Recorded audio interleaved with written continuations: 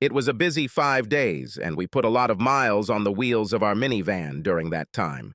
Now, 20 minutes after returning home, I was sitting on the veranda in my favorite old chair with a glass of delicious dark nectar porter, thinking about how our twins were spending their first days, fluttering free from parental care for the first time.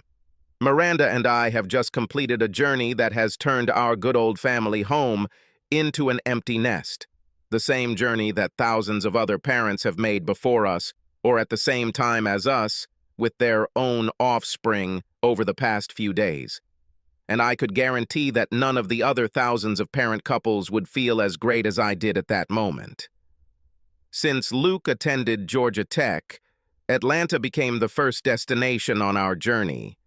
We were also able to leave our rental car there, which meant we no longer had to change each other's driving.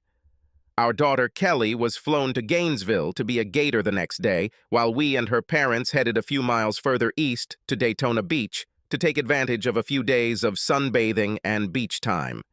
The next 3 days were filled with more sex than we had ever had before in our entire marriage. Miranda was simply insatiable.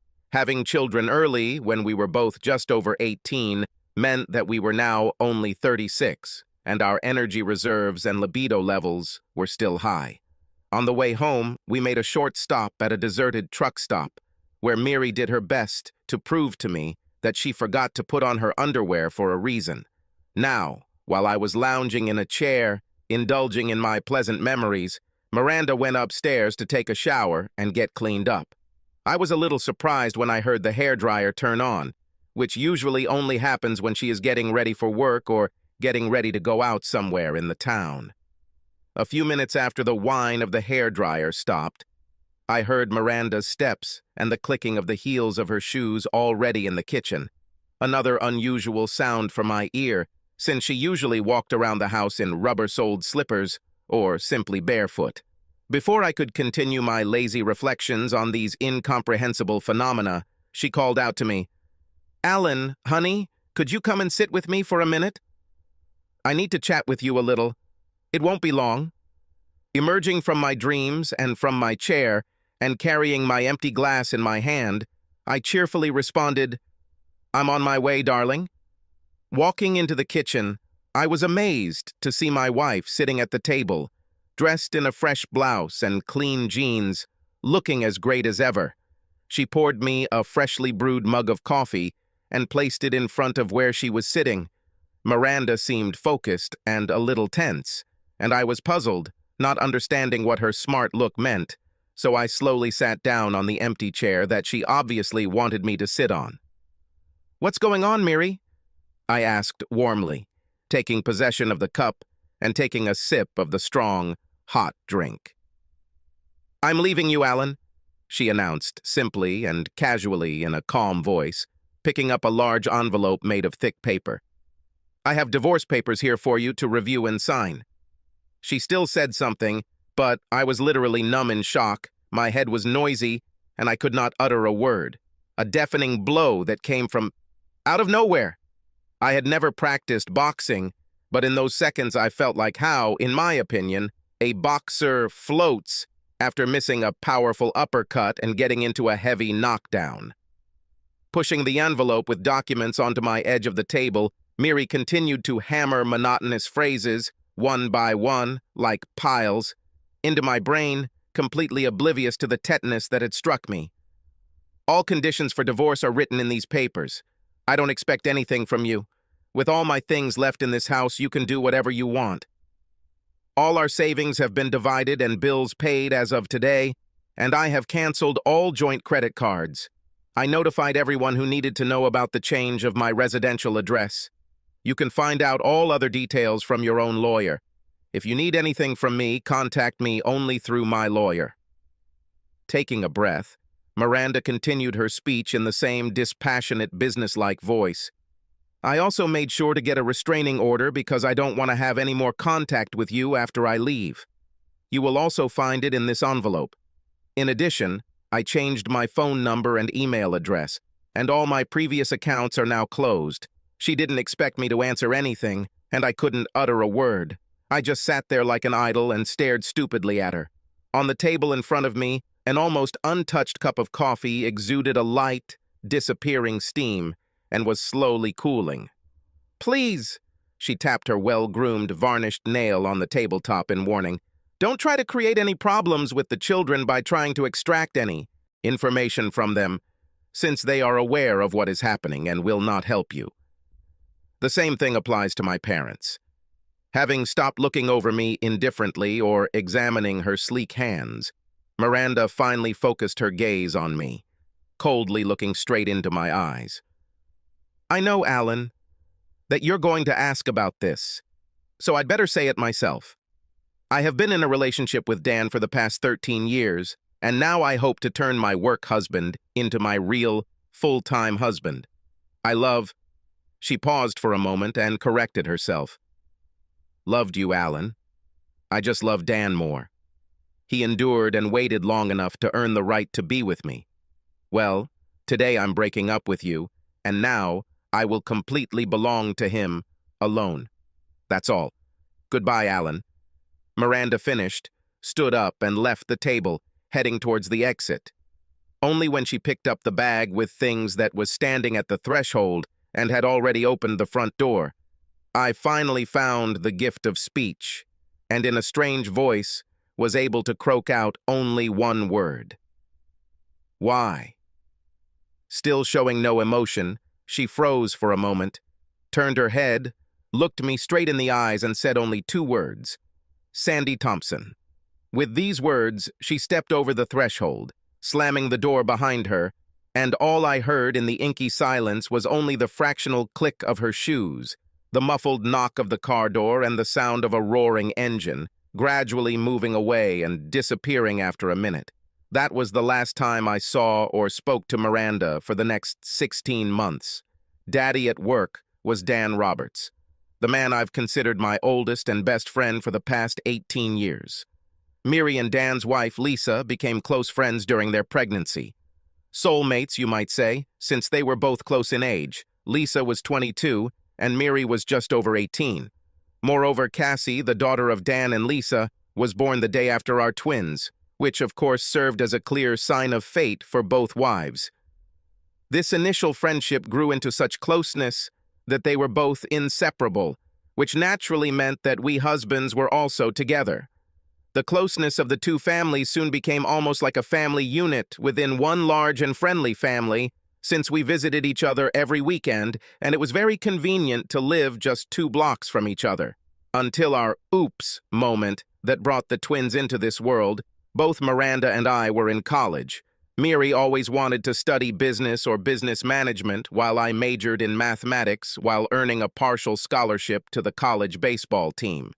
True, at that time I had not yet decided which path to choose in later life. Everything changed when Miri told me she was pregnant and I had to give up all my hopes and dreams to get a job and support our family. Our parents were great to both of us, so the wedding was booked and organized by them within 2 months. I was late and the only child of my parents. When I was born, they were already approaching 40 years of age, and they bitterly thought that they were destined to remain childless. Therefore, thanking heaven for such great joy that finally fell upon them, they always gave me all the love and support that a long-awaited child could have. Miri had a brother, Tom, 10 years older than her, which meant that she didn't really have a particularly close family relationship with him. Tom left for college before she was 8, and other than a couple of fleeting visits, he never really returned to the family. Unfortunately, he died in a bizarre car accident just a year after graduating from college. This forced Miranda's parents to devote as much attention to their only daughter as my mother and father devoted to me. As a wedding gift, my parents ceremoniously presented me with the deeds to our old family home, as they themselves were moving further south, planning to retire in the next few years. I found a job selling policies at a local insurance company, quickly getting used to the business and feeling like a fish in water. The salary for a new agent was, of course, quite low, but the good commissions from successful deals could almost double my income compared to my initial salary. It just meant that you had to work a lot, persistently, and late into the night. usually 12 hours a day, and sometimes including weekends.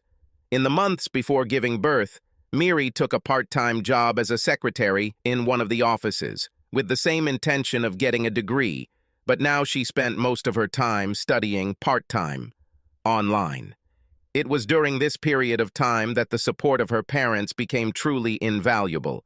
When the twins were born, they became our lifesaver in caring for the babies and used any excuse to visit them and play with their grandchildren. The fatal incident with Sandy Thompson occurred 3 years later. I was successful in my business, and my company nominated me for Salesperson of the Year for the North Carolina region. Our small company, which that year also became one of the market leaders and was later purchased by a national corporation, believed in my success. In addition to the $2,500 bonus, I was given an all-expenses-paid trip for 3 nights to Washington, D.C., where we were headquartered. The voyage to the capital also included a gala ceremony with dinner on the first evening, at which the bestseller of the year was to be chosen, and then 2 more days that remained at our complete disposal. For Miri and I, this would be the first time we left our city somewhere together, without the twins, and we were looking forward to it with joyful anticipation. But 2 days before departure, everything went wrong. First, Luke was diagnosed with a whooping cough, and the next day, Kelly also fell ill. Unfortunately, my presence at the ceremony was mandatory, so Miri kissed me goodbye on Friday morning with sadness in her eyes and made me promise that I would try to enjoy the next few days. Arriving about an hour before the gala started, I had time to check in and let them know that I was arriving at the ceremony without my +1 accompanying me. After showering, shaving, and putting on my rented tuxedo, I walked down into the great room and found my seat at the table, finding myself seated next to Sandy Thompson, who had arrived from our office in Little Rock. While most of the people at the dinner were in their 30s or older, Sandy was only a year older than me. I was 21 at the time, and this was her first full year with the company. Before this big event, I had only had a few beers in my life, and this place had a free open bar. During the entire dinner, as far as I remember, I only drank a couple of glasses of wine. Then, when the awards began to be announced, I was absolutely shocked to hear that I was the one who was loudly proclaimed Salesperson of the Year. Wow. Stunned, I made my way onto the stage, where I was presented with a trophy cup and a check for $10,000 to thunderous applause, and when I returned to my desk, I was kindly sent a bottle of champagne from our bosses. To be honest, the rest of the night passed in a bit of a blur until I woke up at 5 a.m. the next morning, lying in bed next to the deliciously naked Sandy Thompson. Scared to death, with ringing in my ears and a severe hangover, I rushed to my room on unruly legs, frantically packed my things, and was on my way home within 20 minutes. Miri, of course, was immensely surprised to see me 4.5 hours later when I rushed home. And, as you would expect, she was not very happy 10 minutes later when I told her that I got drunk at a gala dinner and found myself the next morning in another girl's bed. Angry, she abruptly interrupted me, refusing to listen to my explanations and excuses. The only thing she asked me was what the girl's name was, and before I could say anything else, she abruptly told me that she was going to her parents for a couple of days. Quickly packing a small bag, she, without saying a word, grabbed the car keys, ran out the door, and disappeared, leaving the children with me. For 3 days, Miranda did not answer my calls, apparently not even wanting to hear my voice. I went to work on Tuesday after dropping off the kids at the daycare we used, and when I returned in the evening, she was already home, carefully pretending that nothing had happened between us. When I tried to talk to her, she immediately interrupted me and harshly said that if I ever mentioned this again, she would immediately take the children, leave, and never return. When we went to bed that night, she fucked me. In bed between us, there was no previous intimacy and sensual love, only 90 minutes of hard mechanical sex. After that night, it took many more months for the feeling of intimacy in sex to return, but eventually it did, and, as per her request, we never spoke about the incident again. The following year, Miri graduated, received her business degree, and wanted to get a job that would use her knowledge. Our relationship with Dan and Lisa blossomed to the point where we spent every weekend together, unless Dan's work or mine interfered. Even so, it didn't stop our wives from meeting and spending time together, although it became a little more difficult for us as Lisa and Dan moved 15 miles away to be closer to Dan's work. Ironically, or simply by coincidence, Miri's parents soon moved to the same area to rent a larger apartment that would provide more space for their grandchildren.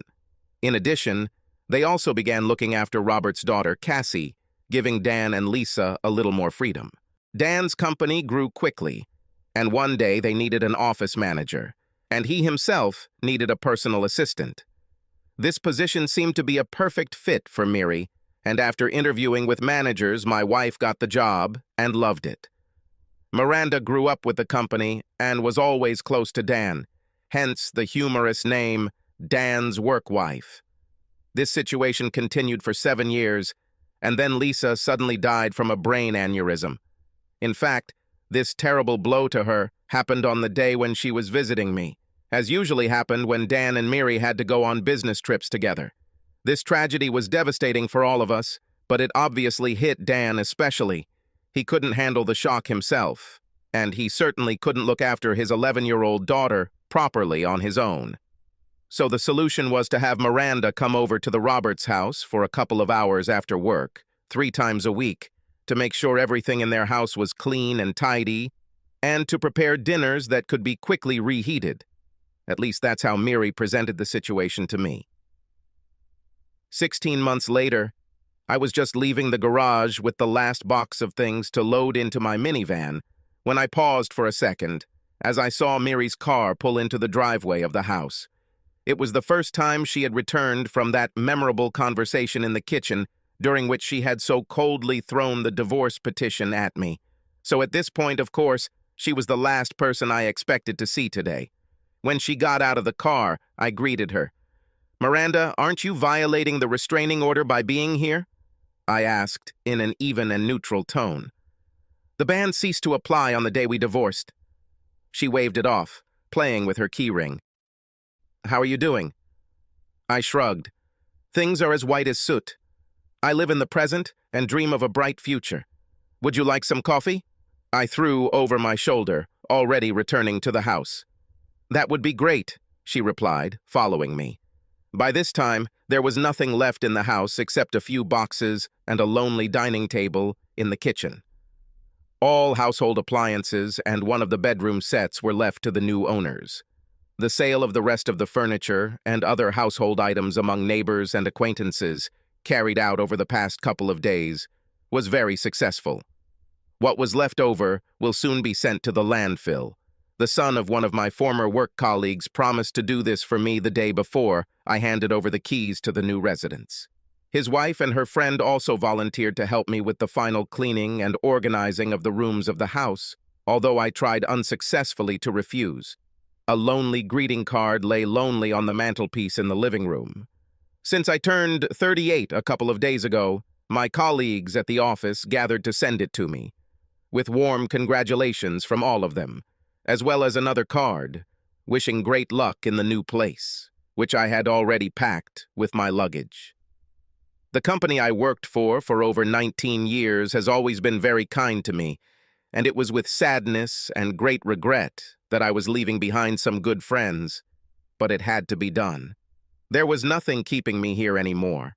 Having made coffee and each taking a mug of hot drink, we sat down in the same places where we were face-to-face 16 months ago. "So, why do I suddenly have the pleasure of being in your company on this beautiful day?" Having taken a sip, I asked with detached curiosity, because I could not understand what prompted Miri to return here again after she abruptly and mercilessly cut off all the loose ends between us. "Don't you guess?" She snorted with visible displeasure. "The children received letters from you saying that you were moving somewhere. I don't understand why you didn't just call them and tell them about it. Why did you need to notify them by registered mail? In fact, I did just that because it was the only way to be sure that they would know that I was moving." Otherwise, of course they would have unleashed all the dogs on me, accusing me of disappearing in English. Actually, I was just calling them... Oh, wait a minute, I chuckled. Small correction. I called Kelly because I can't call Luke. What are you talking about? Why can't you call Luke? Miri asked, puzzled. I don't have his number, I sighed. Listen, the fact is that the children don't want to keep in touch with me, I explained, seeing from her ironically raised eyebrows that she didn't believe my words at all. Well, I'm going to have to show my ex-wife how our kids really feel about me. My phone was on the table in front of me, so I unlocked it and dialed Kelly's number, putting it on speaker. The caller beeped 10 long times before going to voicemail. I pressed end and looked at Miri. I couldn't you call her? Would you be so kind? Kelly must just be busy, she answered me as if making excuses, but still took out her mobile phone and dialed our daughter's number, also putting the phone on speakerphone. It is noteworthy that her call was answered almost immediately after the second ring. Hello, Mom. How are you? Kelly's cheerful voice rang out. I'm fine, honey. What are you doing now? Well, right now we're chilling with Cassie. We're going to a party later, so at this moment we're just lying around and saving energy, my daughter answered with a giggle and a drawn-out laziness. Have you heard any news from your father? Miri asked, looking at me and arching her eyebrow meaningfully. Yes, I talked to him last night. He said he talked to you and promised he'd pick up Cassie and me today. Yeah, in about 10 minutes. I think he's going to grab Luke later too, before we all go to the party. Kelly chirped. I felt my insides clench painfully as I heard my daughter call Dad Daddy. Miri could always read me like an open book, so she saw how much that little thoughtless comment from Kelly hurt me. Clenching my fists, I simply leaned back in my chair and stared blankly at the ceiling. You mean Dan? Miri asked incredulously, as if not believing what she had just heard. Well, yes, Mom, who else? Kelly continued to giggle. By the way, he really likes it when I call him Dad, and in any case, you know that he will still become my father in 3 weeks, she reminded her mother. In 3 weeks, my ex-wife was supposed to get married again. Believe it or not, they even sent me an invitation to their celebration. Yeah, right now, as if I was really going to show up there. Kelly Ann, I'm asking you, when was the last time you talked to your real father? Miri asked impatiently, raising her voice slightly, in which stern notes appeared. Oh, Mom. Well, I don't remember. Maybe a few weeks ago.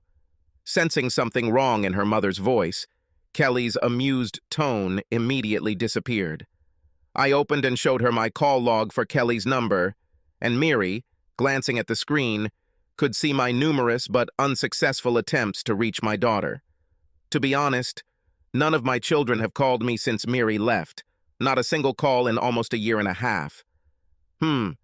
That's funny to hear because I'm sitting next to him right now, and I saw with my own eyes how he tried to call you just a minute before I did. What's going on, Kelly? Miri asked in an even more stern voice. Oh, well, Mom, came our daughter's confused bleating from the speaker. I just want to remind you that you only have one father, and it's not Dan. We'll talk seriously about this later, young lady, the mother promised harshly, ending the conversation and irritably poking the end call button. Miranda was clearly upset as she turned off the call and pushed the phone away from her. So why don't you have Luke's number? She returned to the question again. FYI, Dan made sure the boy had a new phone and memorized his number within hours of his old phone being stolen. If only I knew. I shrugged. Listen, don't be too strict with the children. Apparently, such was their love and affection for me that after a little over a year they found me completely unnecessary. Smiling darkly, I intertwined my fingers and squeezed them tightly. You heard your daughter. She is happy that she will now have a new father. You know that old saying, out of sight, out of mind? Well, apparently, for Kelly, I am already an empty place. I pointed to my long list of calls on my phone. As you can see, I no longer have anything to do with the children. And, as far as I know, in 3 weeks, I will be officially replaced by the real dad. This comment, as I saw it, really hurt her, but it was the sad truth. I think that since you left, I've talked to both of them, combined, for a total of no more than an hour. Although I tried to stay in touch, God, I really tried. Remembering one of these typical moments, I smiled bitterly. The time I was able to get tickets to the Braves game on opening day of the season, I was so pleased and happy. But when I called Luke with the news, he said he was too busy to have fun. I sighed and looked up at Miri's frozen figure opposite me. And later I found out that he and Dan and a couple of other guys went to that very game, buying tickets at the last minute. Well, if that's what they want to do, I can't force them to do otherwise. We were silent for a few moments, lost in our thoughts, before Miri changed the subject with a quiet cough. So you're moving out of here to be closer to your parents? Not really. I have to leave so I can look after my mother. Now she needs constant care and attention. Oh my God! Did something happen to her? How does your father deal with this? You never told me anything that she had any problems, she exclaimed, while her eyes sparkled with tears. Well, at least Miri really loved my parents. Mom has a late stage of Alzheimer's disease. This is very bad because she doesn't remember anything at all 90% of the time. As for Dad, we buried him a little over 3 weeks ago. The hospital said he had a heart attack, although personally I think his heart was broken, and Dad left because he was suffering too much from disappointment and pain. Oh no! My ex-wife burst into tears, and through her sobs asked, How do you know it was a broken heart, and why didn't you call us? Of course I called, I objected tiredly. And to tell you the truth, that was the last time I talked to Kelly. Yeah, it was the day after Thanksgiving. That's when I found out that Luke had a new number. And our conversation with Kelly lasted no more than a minute. Without even trying to listen to what I wanted to tell her, she hastily blurted out that she was incredibly busy and would call me back soon. It's a pity that neither that day nor a week later, my daughter never called me back. I myself called her every day for a couple of weeks until I finally understood what the reason was. Ironically, although my kids blocked me on Facebook, they didn't block my dad. I later found out that when Kelly told me she was very busy, it was because she was going to the Black Friday sale that day with you and Grandma Roberts, I said sarcastically, using my air balloons, quotes. As for how I can know that my father died of a broken heart, that's easy. I never told my parents about our divorce.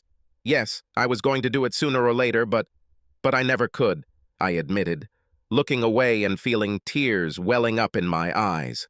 Brushing them away with the back of my hand, I took a deep breath and continued. When you left, I went to them the next weekend to talk about what happened between us, face to face. When I got there, I discovered how bad my mother's condition had become.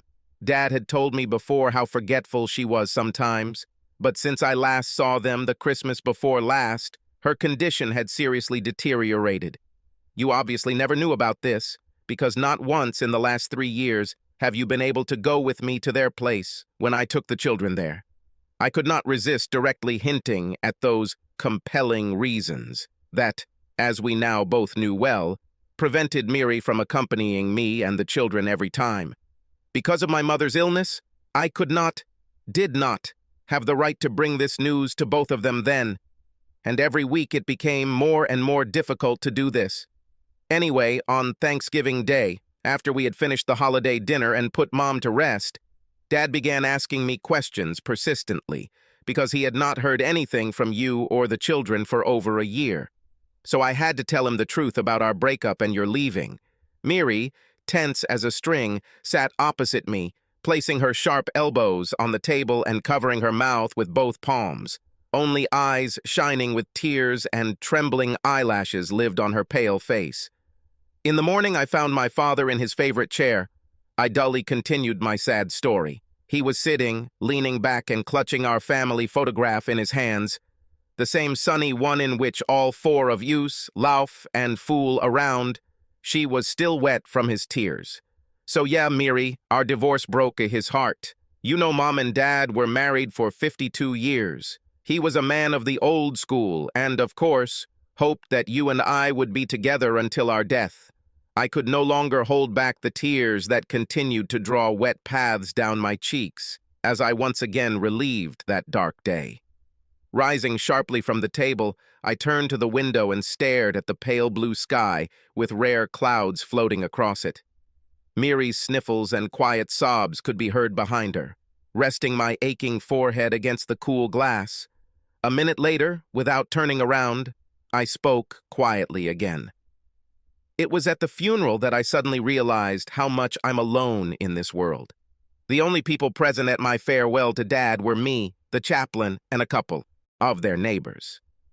Nobody else came. I couldn't even bring my mother to the funeral, because she wouldn't even be able to understand what was happening. Only a week or two after the funeral, when my mother had recovered sufficiently, did I dare to tell her that my father was no longer with us? But I still can't stand the pain it causes her every time she hears and realizes it. So now when Mom asks about him, I just say that he went out for a while and will be back soon. Miri was already sobbing unashamedly, but I had no more tears left to cry. Over the past weeks, I had been emotionally completely devastated. My distracted gaze, wandering around the room, fell on the mantelpiece and stopped at the lonely greeting card lying on it. Miri, raising her red, tear-stained eyes, followed my gaze and obviously noticed what I was looking at. I continued in the same neutral, distant, and seemingly alien voice. You know, maybe I'm lonely. And even my mother doesn't recognize me now. But I owe her a huge debt just for bringing me into this world. So yes, I am packing everything here so that I can be there to look after her for however long she has left in this world. Finally, I turned to my ex-wife and stood up straight, crossing my arms over my chest. A bitter grimace of sarcasm permeated my last words to the one I loved so much for many years while we were together.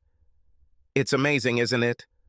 What were the consequences of your actions, and how many people did it affect? You destroyed our marriage, you destroyed my relationship with my children, and on top of that, you destroyed my family. I finished the story, letting out the anger and poisonous accusation in my voice that I promised myself not to show, but I just couldn't do anything about it. Don't you dare blame all this on me. Miranda jumped up in response. Unlike you, Dan is devoted to me, and do not forget that you changed to me with Sandy Thompson. Jumping up from her seat and instantly blushing, she pointed her finger in my direction with indignation. I'm sure she didn't expect that in response to the accusation thrown right in the face, I would start laughing. And not just laughing, but really bursting into laughter, to the point of tears in my eyes. Oh yes, of course, I replied, barely catching my breath. Let's not forget about Sandy Thompson. The reason you spent 15+ years planning your revenge perfectly. I still remember that evening when you categorically told me not to mention her name in this house.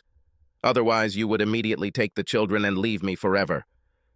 The ex-wife raised her chin arrogantly and defiantly crossed her arms over her chest, continuing to look at me defiantly. Well, Miri, now that you have, despite everything, carried out all your threats, I believe that this train has already left. But I still want you to hear this, once and for all. I never, not touched, to Sandy Thompson. Having shouted these words, I immediately felt great relief, looking into the eyes of Miranda, widened with shock and flashing confusion, frozen in place. As soon as I threw off the many years of understatement, a feeling of lightness descended on me, and I continued in a slightly calmer voice. When I woke up early in the morning in her bed, I was still wearing the same tuxedo, which I was wearing the night before. Nothing ever happened between us. Seriously? Do you really think that I will believe this fairy tale? Miri spat back at me with poisonous sarcasm. Of course, I expect you to believe me. Why? Yes, if only because I have never lied to you before, and of course I especially have no reason to lie to you now. When everything between us is over for a long time, I answered her more restrainedly, regaining my composure. I don't give a damn, talk what you want, she snorted, casually dismissive and sounding more like Kelly than the adult woman I was married to. For some reason, her indifferent response angered me. I could still see that she didn't believe what I was saying, but for some reason, it was important to me that she did. I grabbed my phone and put it on speaker and called my old office, motioning for Miranda to sit still and not interfere. After just a couple of rings, Jane, the receptionist, quickly answered. "Hello, Jane, this is Alan Dowd." "Oh, hi, Alan. Have you finished settling your affairs yet?" My old friend responded cheerfully. "Probably ready for a big move?" "You know, everything will be different here without you." The girl sighed with regret. "Yes, everything is already packed. I just want to talk to my old friend one last time before I go on the road. Listen, I'm trying to reach a colleague in the Little Rock office. I'm not even sure if she still works there, so I was wondering if you could look into the system and see if you can find Sandy Thompson." "Of course, Alan, wait a minute," Jane responded quickly, and for several seconds only the rapid clicking of the keyboard could be heard in the speaker. After a short pause, she came back to me. "Yes, she still works for us, in the same branch in Little Rock. Do you need her number, or do you want me to connect you directly?" "Oh, thank you very much for your help. Just transfer my call to her line. And Jane, honey, take care of yourself. Remember, if Paul decides to make an honest woman out of you, I will be waiting for an invitation from you." "Absolutely, Alan," Jane giggled. "And don't forget us either, okay? Well, now I'm connecting you, you can talk." Listening to our casual conversation, Miri frowned, but now watched me with intent eyes. "Hello, Sandy is on the line," said a familiar voice that I had not heard for many years. "Hi, Sandy. This is Alan Dowd from the Grenville office. I don't even know if you remember me." "My God, who am I hearing?" "Alan Dowd. Are you asking if I remember you? Damn, I've been dreaming about you for so many years. The very man I wanted but never got, and suddenly he calls me, well, Sandy answered, laughing. "How the hell are you doing?" she asked. But without waiting for an answer, she chatted on. "It must be some kind of telepathy because, you won't believe it, but just recently I was thinking about you. It's been... How long? Yes, it must be 16 years since you and I last spoke. At that very gala reception where we met, remember? I then saw you several more times at other ceremonies, but, alas, I never got another chance to make up for lost time. But you yourself know how intense all these crowded events, important meetings, conversations, and other fuss were. Of course, I remember how we first met then, in Washington. I finally managed to wedge myself into her chatter. Actually, it was 17 years ago, although I must admit, apart from the award ceremony itself, I don't remember much from that night, I admitted to her, chuckling. Oh, Alan, you were so funny that evening. You could hear her smiling in her voice when she said these words. What do you even remember? Well, I remember how, after my clumsy thank you speech, I left the stage and then, it seems, we were still drinking champagne at the table. But I honestly admit, from that moment, everything in my memory became a little blurry. I can only say that this was the first and last time in my life when I got so drunk, I admitted embarrassedly. Sandy's loud, boisterous laughter came through the phony's speakers. Yes, damn it, by the end of the evening you were pretty good, although, in my opinion, you didn't drink that much compared to the others. Alan, do you want frankness for frankness? She teased me with a sly voice. Well, hit me, Miss Thompson, with your frankness. It's interesting. I played along with my former colleague. I must admit that I had my eye on you that evening, although I knew that I had serious competition from all those unmarried ladies who gathered there that evening. Well, yes, of course. A tall, dark-haired, attractive guy, built just like you, looked like a pot of honey with excited bees hovering around him. Ah, ha, ha. Sandy laughed infectiously again. I joined her, glancing sideways at Miri, who, listening to Sandy's babbling revelations, pursed her lips in hostility, twisting them into a rather sour grin. When I dragged you to dance, then, quite by accident, I swear, I slid my hand there, below, and felt how, he, big and hard you are. It's getting a little hot here. Ah ha ha. Yeah, and then I almost fainted because of it. True, being called Miri all evening was a little unpleasant, but at least it showed me how much you loved your wife. After Sandy's words, Miri's expression changed sharply, and now she even seemed to turn a little pale. Around 11, you once again muttered, "Miri, dear," and then just passed out in your chair. When the party ended after midnight and everyone went to their rooms, you were still there in the hall, so I asked the night porter to help me drag you to bed. Yes.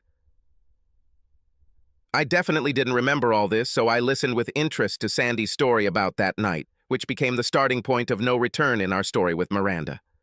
The big problem was that no one knew which room you were staying in, and the hotel computers were already disconnected from the network. As they said, a program update was carried out at night or something like that. I didn't really delve into it.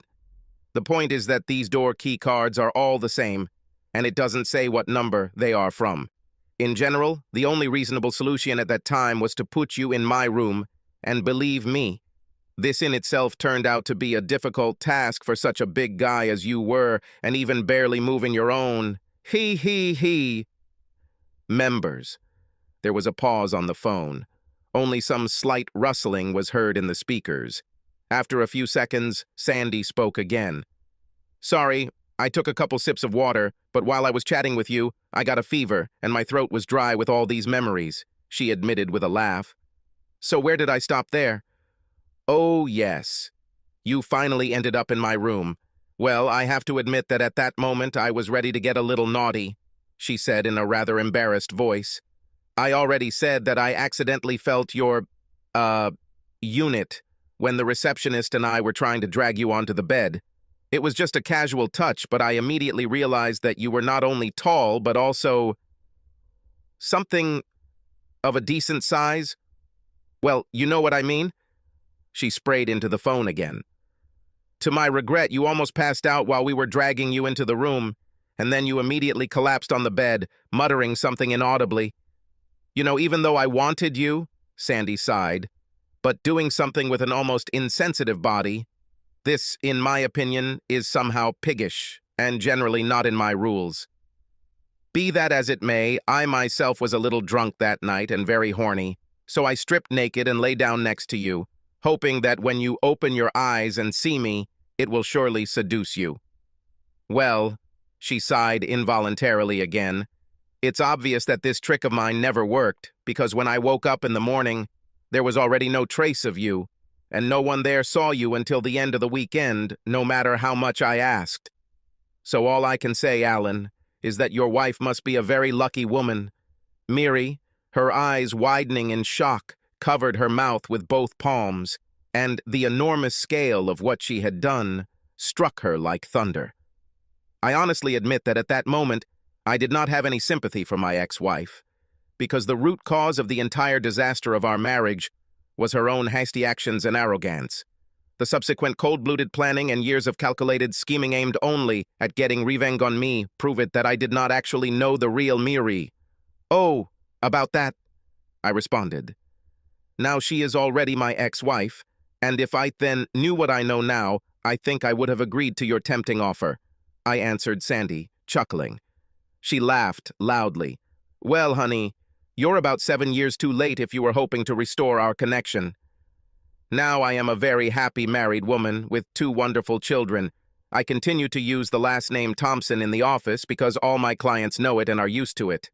Well, actually, officially, I'm Sandy Roberts. I met Robert 8 years ago, and he was the first after you who managed to find a way to my heart."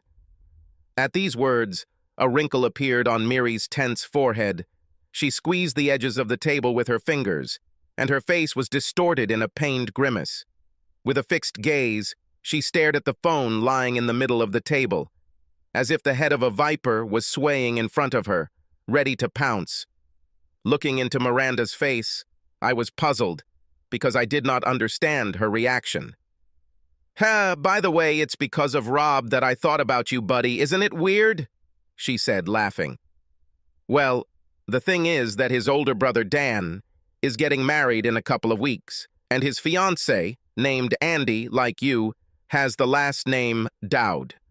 So I wondered if she was your relative because you are the only person named Daoud among the people I know. Well, now I understand Miri's reaction. I can't say that now, among my relatives, there is someone named Andy, I said with a fair amount of irony, looking at Miri. Although, in fact, I remember that the only relative I knew with such a name was still in high school. It was so long ago that I almost forgot about it. Oh, by the way, I remember that she hated being called that so much that she would just get mad and scream like crazy because she thought people would mistake her for a guy. I grinned, looking meaningfully at Miranda, who blushed like a boiled crab, looking away and pursing her lips in shame. I really didn't know the real her anymore. Come on, come on. No one would mistake Andy for a guy now. She's gorgeous. She has amazing children, Kelly and Luke, who are now in college. Kelly and Dan's daughter, Cassie, are best friends and share a room in Florida. They were both bridesmaids in my wedding, and Luke was Rob's usher. He did a great job preparing the ceremony and entertaining the guests. Yes, a great guy, let me tell you. Over the years, we spent Christmas and Thanksgiving several times with Dan, Andy, and her children. Rob once told me that they dated and interacted closely on and off for 13 years. Can you imagine? That short statement told me so much. This proved that Miri's parents certainly knew what was going on between Miri and Dan and always had her back. When my wife was away from home, I would always call her, and they would make all sorts of excuses for her as to why I couldn't talk to her directly. And soon after, Miri would call me back. As I pondered Sandy's last words, mechanically assenting to her, suddenly her tone of voice became more serious, and she began to speak a little more quietly. Actually, Alan, to be honest, I don't think they should get married, because even if they go for it, their marriage will be doomed in advance. Yes? I was surprised. Why do you think so? What could stop them, since they have been together for so long? Miri, as a directly interested person, was even more amazed than I was. Her eyebrows flew up, her mouth parted, and she tensely leaned forward. Lord, Alan, because they are both serial traitors. I mean, Dan also cheated on his first wife, Lisa, with Andy. I don't know how, much less why he did it, because Lisa, I assure you, was also stunning, although I never actually met her. But I saw her photographs. Anyway, Andy and I had a candid conversation about this one day, and she told me that her husband and children understand that she has a husband at work and a husband at home. She said that she divided her time between the two of them, while her house husband had something similar with the woman he worked with. Can you imagine such a relationship? Yeah, I mumbled, unsuccessfully trying to catch Miranda's stubbornly elusive gaze, who was looking anywhere but into my eyes. A ripe beet could envy the deep brightness of the color of her cheeks, neck, and even part of her chest, which was now heaving intermittently. I made sure to make it clear to Rob that I would not hesitate to rip out his belongings if he ever even thought about such a thing. Sandy shared with me her uncompromisingness in this matter with threatening confidence. And then she simply and unpretentiously detonated a bomb, dropping a damaging weapon directly on my ex's head, although Sandy herself did not even suspect it. Well, Dan still has someone on his side despite his relationship with Andy. This is kind of his thing. I think that this dog always had an alternate airfield, she snorted. His current girlfriend's name is Tilly, and he sees her every time he's in Chicago. By the way, from what Rob told me, he specially arranges these business trips for himself so that he can go there every couple of weeks. Watching Miri's reaction, I saw that her complexion changed from bright red to first pale, and then she seemed to even turn a little green. Leaning onto the table, she silently gasped for air, and it seemed that just a little more, and she would vomit right on the spot. Sandy continued to animatedly post the latest news from my former best friend's shithole. I don't think they would have gotten married at all if his bosses hadn't directly ordered him to make Andy an honest woman after her real husband sued the company when she divorced him. Can you imagine, Alan? Her house husband had a completely different understanding of this relationship, and he did not put up with all this chaos. There are still normal men, right? Rob told me in confidence that his company had to fork out a significant amount of money to hush up this matter. 100 pieces. Thank you very much. I thought to myself, and, in addition, they gave Dan an ultimatum. He must correct the situation so that everything is covered, otherwise they will show him the door. How do you like it? Not the best basis for starting a life together, is it? Continue to bang on the side of your bride, and at the same time look into the barrel of a double-barreled gun pointed at her face. Miri jumped up, knocked over a chair, and, stumbling, rushed into the bathroom, and within a few seconds, I heard her throwing up inside out. I can't blame her for this. After everything she heard today, her cozy little world that she had built so long and carefully turned upside down and was literally flushed down the toilet. Honest, loving, and loyal, Dan turned out to be a fake, but that, fortunately, was no longer my problem. I chatted with Sandy for a few more minutes, during which she told me with love and pride in her voice about her children, and also asked me what I was going to do now. I told her that, on the recommendation of my former company, I was already applying for a job in a branch of an insurance company whose office was located not far from my mother's house. True, instead of the usual insurance sales, I was offered to investigate suspicious insurance cases, and for me this was a very interesting area and a new challenge in my career. The money would not be the same as what I earned before, but it would still more than cover my needs. Among other things, my new position came with a personal office and a personal assistant, so in terms of work, I was back on the horse and looking to the future with cautious optimism.